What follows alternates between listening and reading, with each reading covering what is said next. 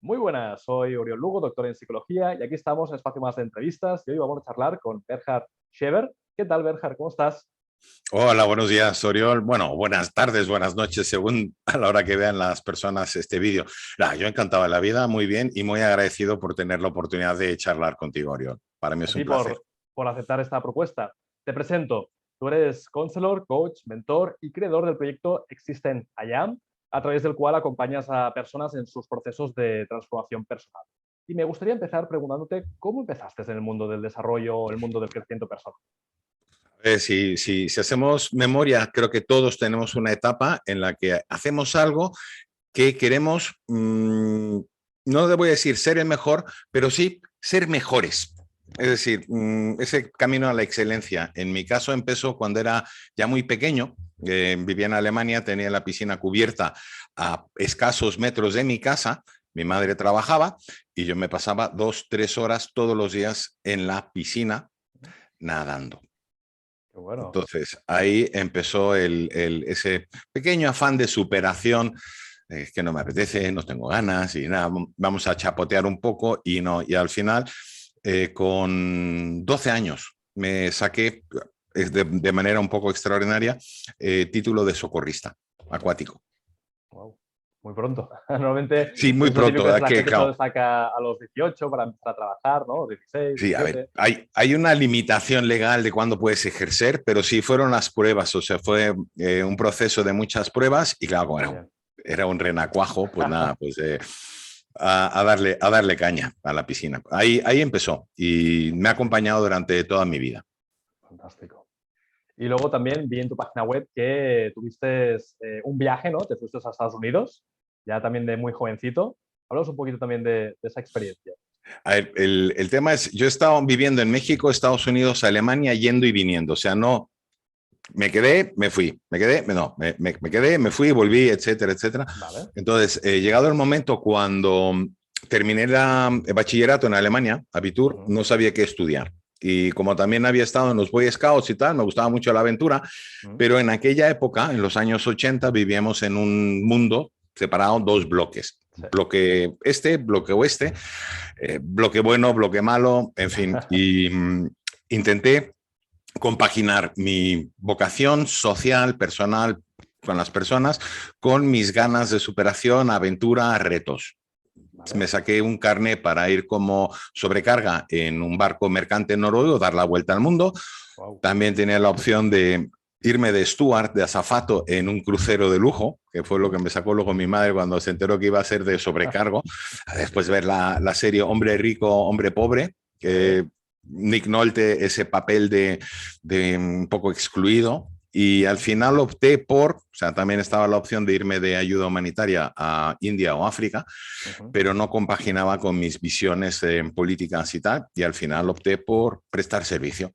Muy Me bien. alisté 6 años en la Infantería Marina Americana, estaba Ujú, entre las boinas verdes, los Navy SEALs y, ujú, lógicamente, los marines, los cuellos de cuero, leathernecks, devil dogs, llámese como sea, ujú, y opté por ello, por ser una de las unidades más duras que hay en la faz de la Tierra, ujú. con renunciar a tu libertad, renunciar a tu individualidad, Sí. dejas todo atrás, eh, y te conviertes en, pues yo diría, otra persona. Pero eso, si quieres, lo hablamos más adelante. Entonces, sí, serví Vale. 6 años en una unidad especial, Fuerzas Especiales de Reconocimiento Anfibio, Ujú. como buzo de combate, francotirador, experto en explosivos, y Wow. también participé en algunas operaciones clandestinas. Entonces, se dice que los marines de reconocimiento Ujú. son los únicos marines que trabajan detrás de la línea del enemigo. Y es Wow. cierto, ese es nuestro territorio. ¿Qué aprendiste de esa experiencia?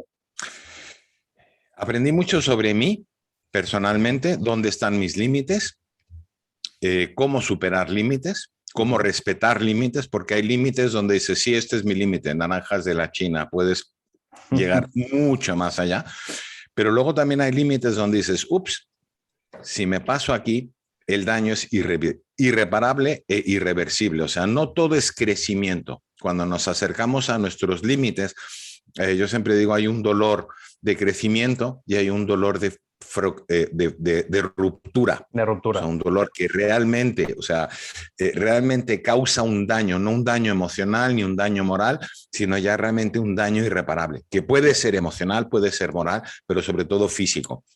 Y el otro, pues es cuando entrenas, coges pesas, te duele, pues Claro. tío, hay que darle. Si le das demasiado, tienes una fisura muscular, puedes tener problemas. Entonces, hay que aprender. Eso fue una de las cosas que conocí, aprendí sobre mí mismo, pero sobre todo sobre la naturaleza humana.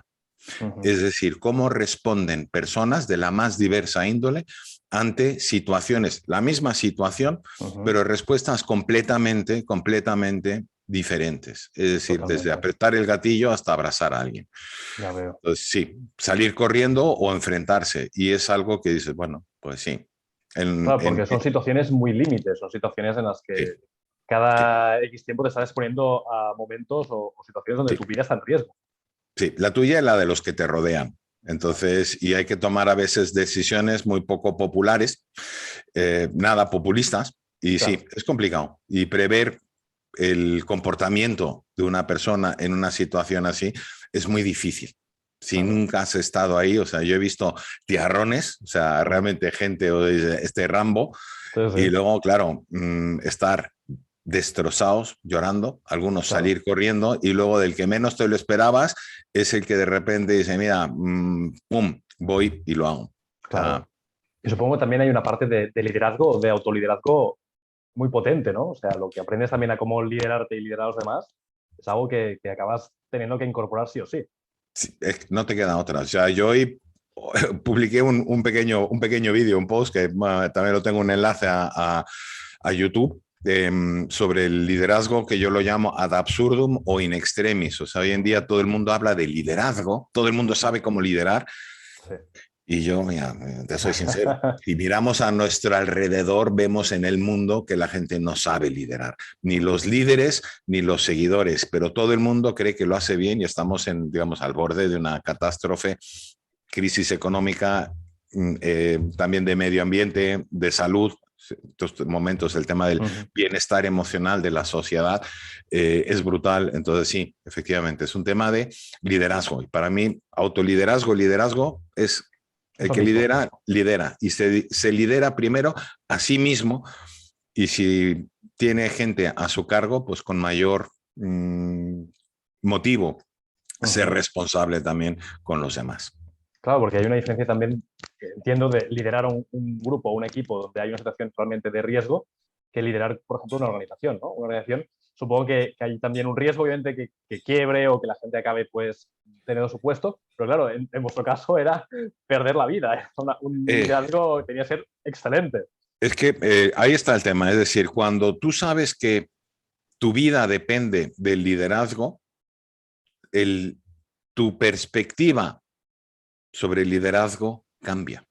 Claro. Si un líder empresarial, yo también he tenido 15 empleados, he liderado grupos interdisciplinares de 100 y pico personas en varios proyectos. Entonces, cuando tú aplicas ese liderazgo, que tu vida depende de ello, tus decisiones cambian, tu toma de decisión cambia, ya no te la juegas, ya no es, pues mira, quiebro, ¿qué más me da? Me van a indemnizar, me echan de la empresa, muy, muy común en Estados Unidos, pero más aún aquí, me echan en la empresa, tengo un contrato blindado, ¿qué me va a pasar? Exacto. Entonces, a mí, yo recuerdo, tuve una entrevista cuando me licencié con él. Fue en aquella época el director general de Karmann Ghia, que era una empresa de automoción. Hacía temas también para Volkswagen y luego se convirtió en el director general para Kia Europa. Y entonces a mí él me dijo después, estaba muy joven, tenía apenas 30 años, y me dice, no, es que parece que no le tienes miedo a nada. Y digo, a ver, ¿qué me van a hacer? ¿Me van a quitar las natillas? ¿Me van a quitar el postre? O sea, claro, porque tu nivel de tolerancia estaba aquí arriba y habías de alguna forma vivido experiencias tan fuertes que esto era nada. Exacto. Entonces, eso, si quieres un día hacemos uno sobre los aspectos psicológicos también del liderazgo, la percepción, que tiene también mucho que ver en tu campo de trabajo, y eso lo sabes tú mejor que yo, sobre el foco, el locus de control. Cuando las personas liderazgo lo sacan fuera, se desresponsabilizan. Y yo creo que una de los mayores errores que podemos cometer los humanos es desresponsabilizarnos de nuestra vida, pero sin embargo ahí está la paradoja, que asumen la responsabilidad, la carga sobre cosas que están completamente fuera de su control, fuera de su ámbito, y se preocupan. Encontremos ahí un poco ese equilibrio entre lo que es mío y lo que es de otros, como también lo decían en las Sagradas Escrituras. Al César lo que es del César, a Dios lo que es de Dios y a ti lo que es tuyo. Entonces, exacto. Es así. Y luego, ¿cómo continuó tu historia vital? Luego pasaste ya terminé tocado. Todo esto, ¿sabes? Ahora suena muy bien, pero terminé tocado. Es decir, yo ingresé voluntariamente, tuve que luchar por ingresar en un centro de rehabilitación, desintoxicación de alto impacto y alto rendimiento para operarios especiales. O sea, estaba tocado. Dependencia ¿Un poquito como los veteranos? ¿Es un poco como lo que tienen sí, a ver, estamos hablando de síndrome postraumático, dependencia a alcohol, dependencia a adrenalina, al deporte, a ciertas sustancias que nos daban para aguantar X cosas. O sea, a ver, tú le dices a una persona que aguante más de una semana sin dormir y todos se le llevan las manos a la cabeza. Nosotros era parte de nuestro trabajo. O sea, la prueba final en reconocimiento, igual que el Hell Week en el BUTS, en el entrenamiento de los SEALs, es una semana sin dormir. Entonces, claro, al final terminé tocado. Ingresé 6 semanas, me curé, me licencié. Pero sí, hubo una cosa que nos dijeron en aquel entonces y tiene que ver un poco con el término del sanador no sanado. Siendo quienes éramos, era una rehabilitación especial. Agentes de la DEA, servicio secreto, gente rara, ¿no? Que el gobierno había invertido mucho dinero en nosotros y nos querían volver a arreglar. Pero sí nos dijeron que esperásemos mínimo 5 o 10 años antes de intentar ayudar a otras personas. Y es una cosa que yo entendí muy bien, porque aparte de ser, cuando hice mi formación de buzo de combate, lógicamente también te asignan labores de buzo de rescate. Y cuando tú te tiras a salvar a alguien, tienes que tener muy claro, que tú no vas a perecer en el intento porque tienes un retén. Es decir, esa responsabilidad hacia tu propia vida, al que vas a salvar y del que está pendiente de que si a ti te pasa algo, él se va a tirar a sacarte a ti. O sea, es una cadena.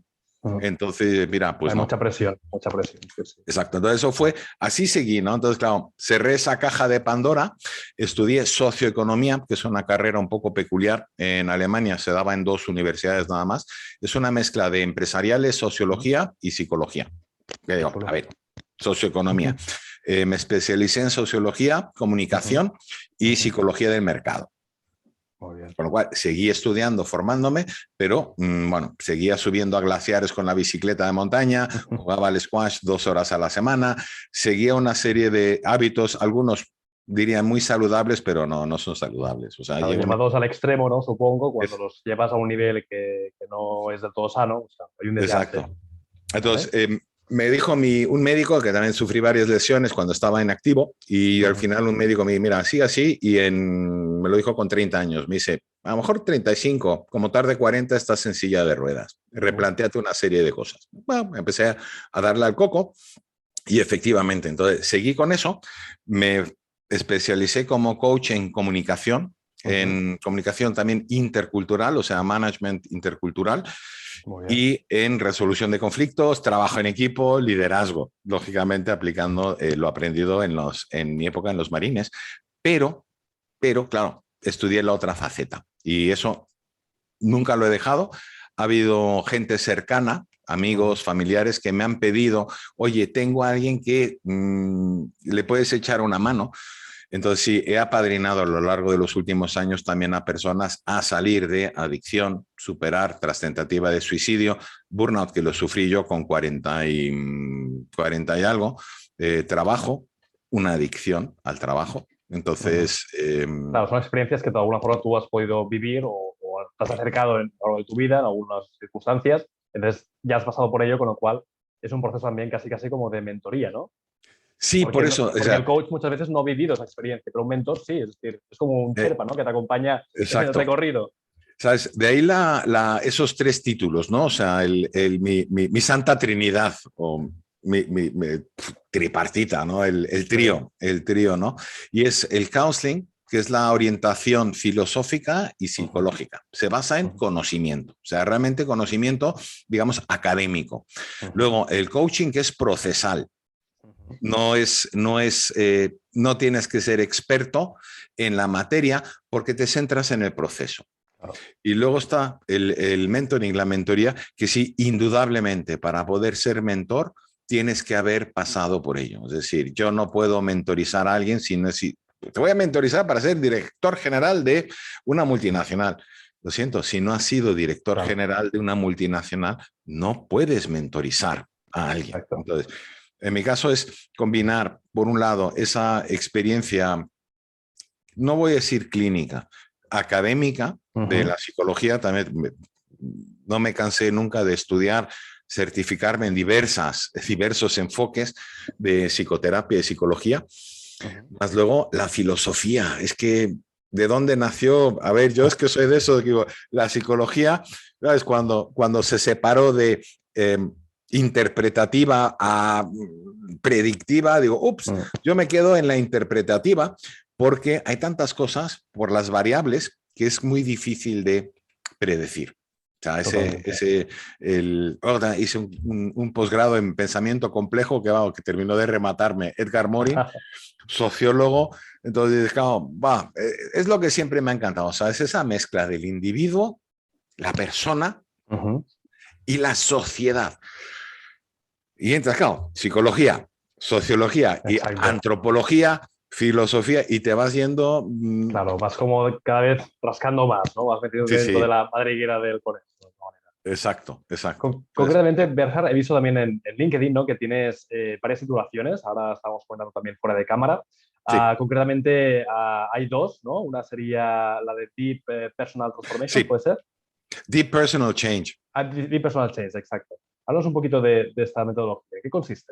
A ver, el cambio profundo en las personas, o sea, es cuando, no te voy a decir que es un oxímoron, pero en realidad lo es. O sea, en redes sociales hay mucho ruido. Entonces, el cambio profundo en las personas es realmente aquel cambio que teme la persona, que tiene que hacer para cambiar. Y el secreto está que realmente no tienes que cambiar el núcleo de la persona. O sea, si analizamos el comportamiento humano, la toma de decisiones y los resultados, y hacemos una ingeniería inversa, pragmático, puro y duro. Claro, yo, en función de lo que soy consciente, de lo que percibo, pienso. En función de eso, también siento emociones, sentimientos, pensamientos, tomo una decisión. En función de esa decisión, inicio una acción. Y en función de esa acción, obtendré un resultado determinado. Con lo cual, el resultado final está determinado por esa cadena. Exacto. Es lo entonces, que se llama el PEAR, ¿no? La pera, ¿no? Exacto. Entonces, si yo quiero cambiar el resultado que obtengo, no basta con cambiar una acción, porque la acción la determina la decisión. Exacto. Y la decisión, a su vez, está determinada por cómo gestiono mis pensamientos, cómo gestiono mis sentimientos, cómo gestiono... También vamos a entrar en un bucle de gente que dice, no, es que no se pueden gestionar las emociones. Perdona. Sí, que se pueden. Se pueden. Que no es fácil. Hay que aprender, o sea, hay que entrenar, etcétera. Correcto. O sea, ¿qué haces? Te ponen un mechero, quita. Claro, es un reflejo y es un dolor. Ahora, puedo enseñar una cicatriz por ahí que es que se puede mantener y duele, sí, y luego el cuerpo reacciona y sí, te tienen que o sea, complicado, pero se puede. Y el pensamiento. Y ahí es donde quizá pecamos el ser humano de soberbia.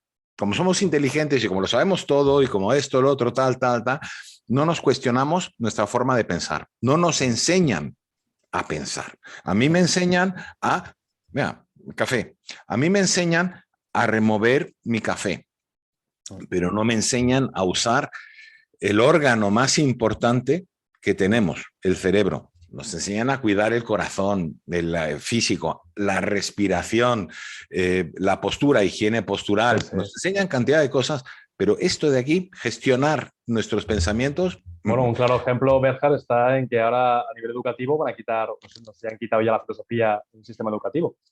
Con eso ya tenemos un buen ejemplo. Sí, es que no interesa. No interesa tener ciudadanos formados, críticos, pensantes que sepan más o que puedan cuestionar, y ahí está también el secreto, cuestionar el status quo de quienes gobiernan o Sí, de sí. quienes dirigen. Volvemos al liderazgo. ¿Quién dirige una empresa? Entonces dices, claro, el conocimiento, y se ha dicho desde siempre, nos hará libres. Oh. Si a más conocimiento tengo, más opciones tengo, sin entrar en el parálisis por la Análisis. elección, ¿no? Por la Exacto. variedad. Pero sí, me permite una mejor toma de decisiones y con ello los resultados, vamos, Es un cambian proceso, brutalmente. entiendo, que está muy centrado en que la persona se dé cuenta de qué es lo que está pensando, ¿no? Como una parte de introspección. Sí, pero más que, ¿qué es lo que está haciendo? Es decir, Vale, en la recuperación, rehabilitación de adicciones. O vale, sea, vale. yo Ver esa tengo ya una correlación. adicción, pero también, cuidado, adicción, liderazgo, deporte. O sea, yo trabajo y entreno digamos, Vale, con las dos caras de dos partes de la vida, la muy oscura y la muy clara.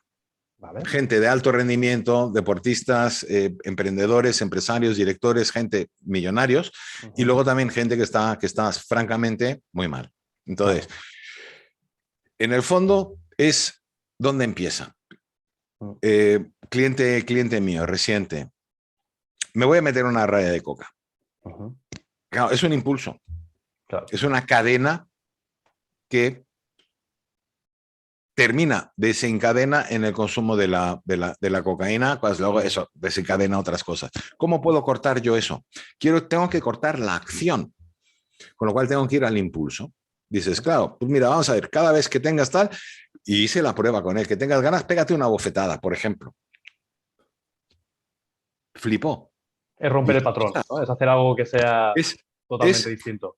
a ver, todos tenemos, tú sabes mejor que yo, o sea, el impulso. Sí. Hasta cuando yo siento un impulso tengo X milisegundos hasta 2 segundos según qué tipo de impulso, 3, 4. A ver, Exacto. tampoco lo han medido, ¿no? Porque dice, tiempo de reacción. Buah, cuando estuve de perito judicial en reconstrucción de accidentes de tráfico, en la DGT, miembro honorífico del Consejo Superior de Tráfico, y claro, tiempo de reacción. Todo el mundo te preguntas, ¿tiempo de reacción? 1, 2, un segundo. Dices, sí, alma de cántaro. Tiempo de reacción en tráfico real, 4 segundos. Dices, ¿por qué? Porque cuando a ti te ponen en un cacharrito, en un box, con unos auriculares, con la mano encima de un pulsador y te dicen, en el momento que lo escuches, pulsa, vamos a ver, ahí está claro porque sabes lo que va a pasar. Ya Exacto, estás pero en preparado, la ya está conducción, todo iniciado, ya está todo, ya solo hay que hacer el último. Sin embargo, realmente dices, tengo X tiempo. Y si yo logro entrenar, y ahí es donde entra ese entrenamiento, indoctrinación muy fuerte que tuve en fuerzas especiales, si tú logras cortar el impulso, canalizar, desviar el impulso, no es la panacea, pero es una forma para empezar a trabajar y empezar a controlar y exacto. empezar a reducir. Yo creo en la reducción de daño. Yo les enseño a mis motoristas cuando hago cursos de conducción segura en moto, en carretera, digo, cuando el daño, el golpe es inevitable, reducción de daños. Te la vas a pegar, vale, ya lo sabes, perfecto. Pues que sea a menor velocidad. Cada kilómetro que tú le restas incrementa tu probabilidad de supervivencia y reduce las consecuencias de las secuelas que puedas tener. Totalmente. Entonces, y creo que en la psicología es exactamente lo mismo. Es decir, Exacto. en la gestión emocional, si no lo puedes evitar, canalízalo, Exacto. redúcelo, haz otra cosa. Y tarde o temprano vas creando esos patrones, esos hábitos. De ahí viene el Deep Personal Change. O sea, yo abriré un programa que todavía estoy con el nombre, que a lo mejor lo llamo el Change Lab y la Habit Factory, algo así, ¿sabes? O sea, el laboratorio para cambio y la creación de hábitos, de patrones. Y lo que es la comunicación Sí, transpersonal, la otra metodología.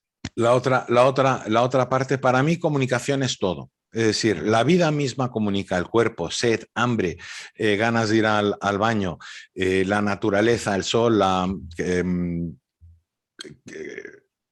fotosíntesis, la metamorfosis, o sea, todo es comunicación. Totalmente. Y cuando hablo de comunicación transpersonal, es un poco para contrarrestar lo de la inteligencia emocional. O sea, también me certifiqué en inteligencias múltiples, inteligencia emocional, y digo, hablamos mucho de la inteligencia emocional, pero la unen. Y dicen, sí, está la interpersonal y la transpersonal, la interpersonal. Y cuando hablo de comunicación, es comunicación interpersonal, comunicación intrapersonal y transpersonal, porque la gente cuando tú les hablas de la comunicación intrapersonal, esas conversaciones consigo mismo, etcétera, etcétera, etcétera, lo colocan en un sitio. Pero para mí es también esa interpretación. Es decir, ¿qué percibes tú del medio ambiente, de la sociedad, de una conversación, de una persona? Tú eso lo codificas. Y luego lo descodificas en función de tus creencias, de tus conocimientos, de tus experiencias, de tu perspectiva, de tu estado anímico, o sea, influye todo. Y eso para mí es la comunicación transpersonal, que incluye cómo me dirijo a ti, comunicación interpersonal, cómo interpreto el medio ambiente, los acontecimientos, o sea, lo que me sucede, y lógicamente también mi comunicación intrapersonal. Y por deformación de sociología del interaccionismo simbólico interpretativo, que para ti, por ejemplo, los dos hablamos castellano. Bien, el rojo. El rojo tiene un significado, una definición muy clara, si hablamos de un color. Ahora, el rojo tiene muchas tonalidades. El rojo despierta pasiones o despierta unas sensaciones, una serie de cosas que ya están fuera de la definición per se del rojo. Y ahí es donde entra ese interaccionismo simbólico interpretativo, tanto con lo que nosotros interpretamos y pensamos con nosotros mismos como con los demás. Claro, es un proceso también, lo que decíamos, ¿no? De más profundidad. Es decir, Sí. un mero proceso de coaching comunicacional o de comunicación sería cómo transmites, qué emociones transmites, pero aquí es cómo la persona interpreta, cómo la persona conecta con sus valores, con sus creencias, es decir, esa parte más de ahondar, ¿no? Sí, por eso yo voy al núcleo. Es decir, hoy en día ya hay coaches, así, counselors. O sea, mi maestría, mira, mi maestría en logoterapia y análisis existencial, a mí me encantó, maestría universitaria. Y claro, dice, hoy todo el mundo está hablando del sentido, del propósito. Digo, chicos, estudiadlo un poco porque las raíces están ya muy, muy, muy lejas y no nos confundamos. Una cosa es el sentido, otra cosa es el propósito, la intención, la motivación. Razones. Está de Razones. moda el Ikigai, ¿no? El famoso Ikigai este que... bueno, sí, son tendencias. Y digo, vamos a ver, Ikigai, no me importa si el Ikigai, vete a Okinawa y ve tal, y no te olvides nunca en el Ikigai de destacar que hay una parte muy importante que es por lo que te pueden pagar. Exacto, la parte retributiva. ¿De qué te sirve? O sea, sí, follow your passion, sigue tu pasión. Naranjas de la China, si no puedes pagar tus facturas, ¿quién te ha dicho que tenemos que seguir la pasión? Usa un poco, haz una reflexión, memoria antropológica del ser humano. Es la pasión. A ver, tenemos que cubrir unas necesidades básicas. Luego me vienen con lo de Maslow. Digo, sí, Maslow, Estados Unidos, después de la Segunda Guerra Mundial, estupendo, contexto. Aplica Maslow en otras culturas. No es aplicable, con lo cual no es universal para la humanidad. Y ahora, con el tema del Ikigai, 3/4 de lo mismo. O sea, pero bueno. Supongo que son tendencias culturales de áreas concretas del mundo que de alguna forma se venden como productos de consumo mundial, ¿no? Como un poquito un McDonald's o un Burger King, ¿no? Sí. A ver, ahí está el tema, es la venta. Es decir, cuando hablamos de conceptos filosóficos o de temas realmente ya que van de bienestar, porque en Okinawa, o sea, sí tiene una raíz. Exacto. Lo intentas exportar y aquí en el contexto no encaja. Yo tuve muchas discusiones en el seno del Consejo Superior de Tráfico, en la DGT, cuando hablamos de la visión cero de accidentes de Suecia o Finlandia. Que dice, Finlandia, y tal. Te puedo contar ahí historias que no veas. Y dices, sí, pero no podemos importar una solución, resultado, acción, a un sitio donde la conciencia, la gestión racional, emocional, etcétera, no está. La gente dice, no, es que qué respetuosos son los alemanes en las autobahn, en las autopistas alemanas, en los tramos que hay tramos sin límite de velocidad y tramos con velocidad. Yo me saqué el carné en Alemania. Digo, sí, yo recuerdo en 1973 ya había cámaras de tráfico Cuando tú entrabas en una zona de obras o en una población, lo más probable es que hubiera un radar. Claro. O sea, Había... nos olvidamos de las 3 Es, engineering, bueno, primera, education, educación, engineering, la ingeniería, y el enforcement, ese refuerzo cuando la educación falla, la ingeniería falla, está la multa. Exacto. Sí, sí, O sea, es el está punto. ese refuerzo, ya no digo positivo o negativo, que hoy en día también políticamente incorrecto hablar de refuerzo negativo. Digo, vamos a ver, alma de cántaro, te invito a leer un vídeo mío donde el refuerzo negativo es lo que realmente funciona. Peer support, peer pressure. El apoyo de tus compañeros y la presión. No, queremos obviar la presión. Estamos en una sociedad en la que estamos creando personas paz, personas altamente sensibles. Y esto ya, digo, estamos fuera de cámara, digo, perfecto. Digo, pero Sí. lo puedes incluir. Yo eso, el paz, yo los estoy cambiando ya. Es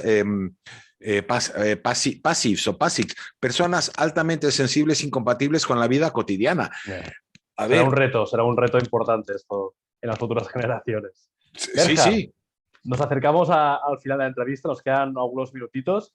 La verdad es que es una entrevista que podríamos alargar o incluso, como tú bien decías, podríamos hacer otra también más adelante, porque hay muchos temas que hemos tocado hoy de forma superficial, pero luego podremos también ahondar. Sí. Me gustaría un último mensaje para la gente que nos está viendo, un mensaje de ánimos, de apoyo y nada, y muy brevemente tus redes, donde la gente te puede encontrar. A ver, a mí me pueden encontrar sobre todo en LinkedIn, también tengo un ¿Vale? perfil en Facebook, pero la web Existentiam, 3 ¿Vale? W, Existent I Am, que es un juego de palabras con la terminología de existencia, de Existent I Am o de desde la existencia. Y en YouTube, tengo un canal de YouTube con mi nombre, Bernard Schieber. Y mensaje final es, te animo a vivir mejor tu vida para con ello vivir tu mejor vida. Y de paso invito a una serie de 12 coloquios gratuitos, que son 14, pero son 12 módulos gratuitos todos los lunes a las 7:15 de la tarde vía Zoom, empezando la semana que viene, de 5 de septiembre al 5 de diciembre, todos los lunes. Perfecto, pues mira, genial, porque la gente que pueda ver este vídeo ya puede empezar también a apuntarse y así también, si os ha gustado la entrevista, también es la forma de poder ahondar más, poder profundizar y conocer de más forma cercana a Berhard Scheber. Berhard, ha sido un placer, espero deseo que la gente al menos se lleve algunas ideas para empezar a hacer cambios, quizá no esos cambios tan profundos, porque eso sí que necesitaría contactar contigo, pero al menos que se plantee esa idea de cambiar su vida, ¿no? Cambiar ciertos aspectos. Cambio pequeño. La gente cree que el cambio es algo, no, es pequeños pasos, pequeños cambios. Pasitos que quiera de bebé, dejar, ¿no? Baby steps. poquito a poquito, baby steps, porque Totalmente. suman, se acumulan. Totalmente. Oriol, ha sido un placer, muchísimas gracias, de Muchas verdad. gracias. Un Me ha abrazo. encantado. Cuídate. Hasta pronto, Oriol, Chao. gracias.